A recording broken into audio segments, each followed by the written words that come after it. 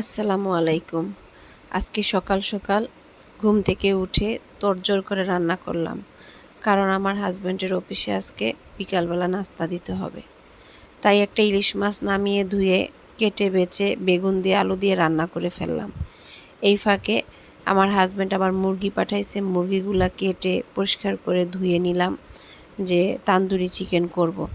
তান্দুরি চিকেনের মশলা এগুলা সব কিছু একসাথে দিয়ে মেখে মাংসটা ম্যারিনেট করে রাখবো আর কি 1 থেকে 1.5 ঘন্টা। মশলা দিলাম আদা রসুন বাটা, জিরার গুঁড়া, হলুদের গুঁড়া, লবণ, মরিচের গুঁড়া, ধনিয়া গুঁড়া, গরম মশলা, তান্দুরির masala, tandoori sauce, tomato sauce, soy sauce, fish sauce সব একসাথে দিয়ে ম্যারিনেট করে রেখে দিলাম। দেওয়ার পর একটু মিষ্টি কুমড়া ভাজি করে নিলাম। তারপর ফোন দিয়ে বলল আবার একটু সেমাই রান্না করে দেওয়ার জন্য। তাই সেমাইও রান্না করে ফেললাম। প্রায় 3 কেজি দুধ দিয়ে একটা সেমাই, ঘন করে একটা সেমাই রান্না করে দিলাম। তান্দুরি চিকেন আর সেমাই, রুটিটা উনি বাজার থেকে কিনে নিয়েছে। একা একা তো এই জন্য রুটি বাসায় তৈরি করে নিই। এগুলি সব তৈরি করে অফিসে পাঠিয়ে দিলাম।